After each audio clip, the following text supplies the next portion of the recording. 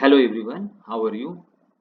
Today we are going to discuss a sonnet written by John Milton. John Milton is a religious poet and he belongs to 17th century. John Milton has overall written 25 sonnets and on his blindness is sonnet number 19. On his blindness by John Milton.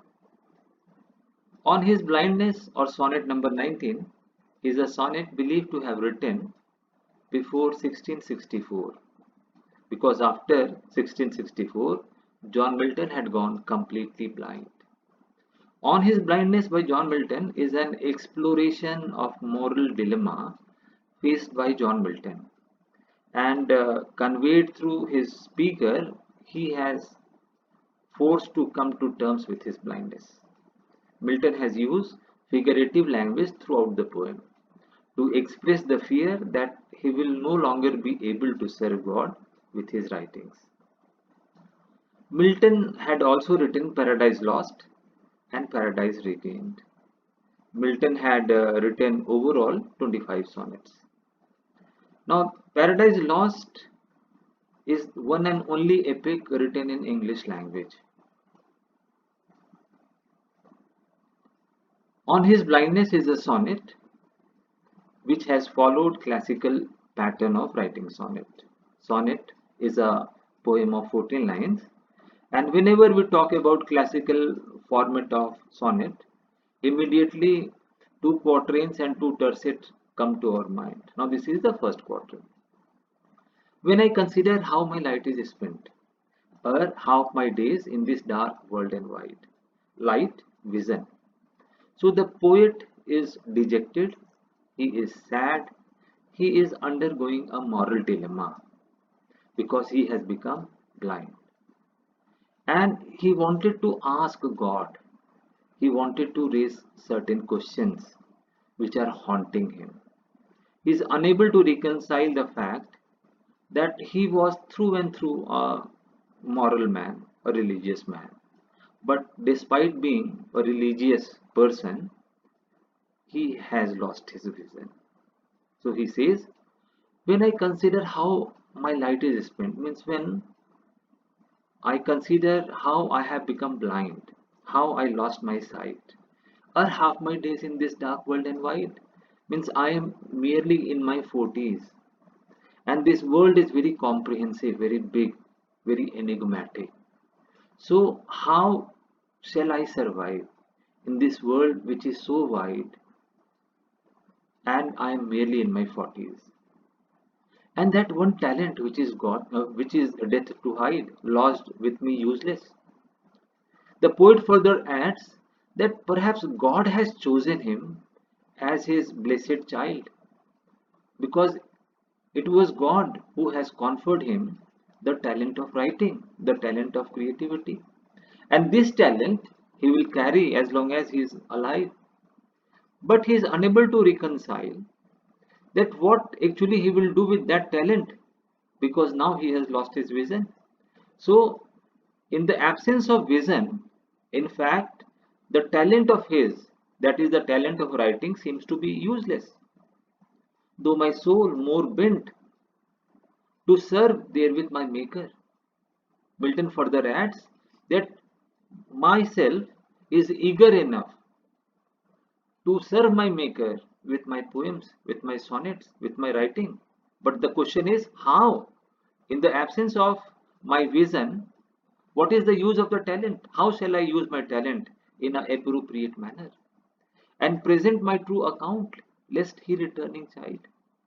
Now, Milton is also apprehensive that since God has chosen him as his very close child, very lovable child, and since God has blessed him the talent of writing, now if he will not do justice with the talent which he has incurred from the God, and unfortunately, if he will not write anything, then when he will return to God, definitely God will child him.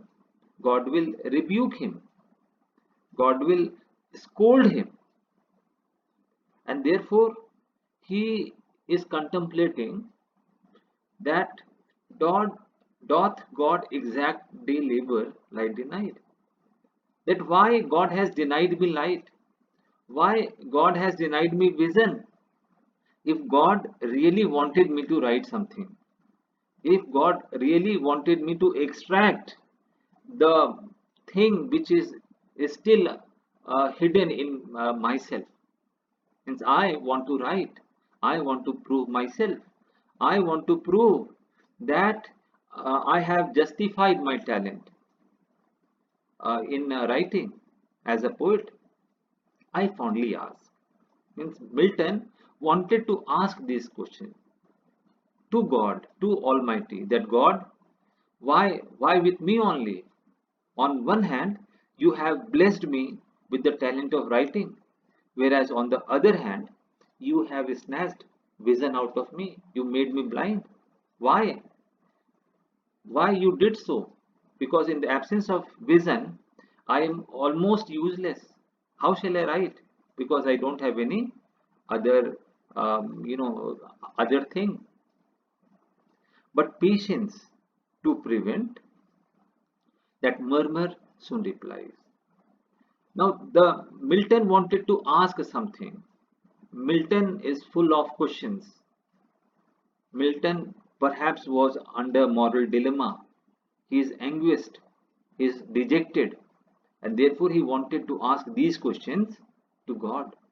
But all of a sudden, Milton hears certain murmur, and somebody, perhaps some angels, replied to Milton, God doth not need either man's work or his own gift.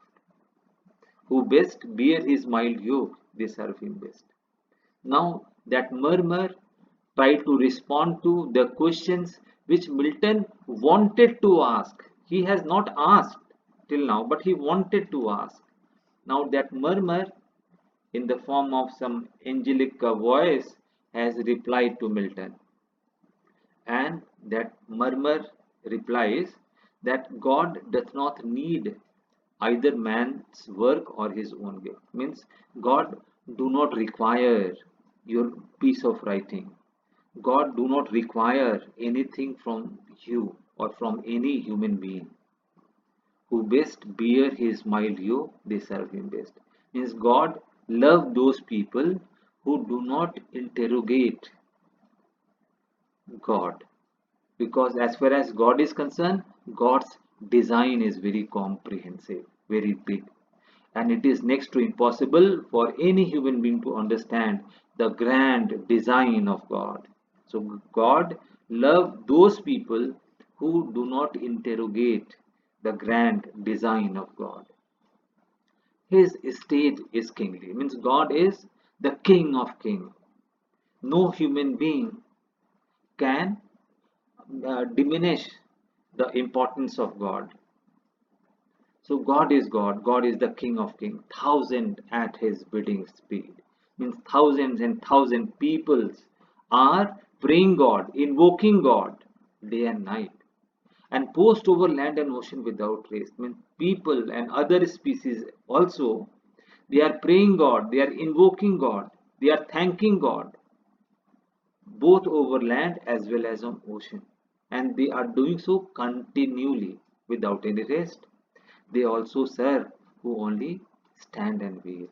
Now, people who pray God, that is okay, but people who don't pray, but they also not interrogate, they also not question the grand design of God for them, that person is also quite near and dear for God. So, in a way, through that murmuring sound, that angel wanted to respond to Milton, that do not try to interrogate the grand design of God, because God is God, and God need not have to justify his action, because his actions are divine in nature. Now, as far as the structure of this poem is concerned, On His Blindness by John Milton is a 14-line traditional Miltonic sonnet or classical sonnet.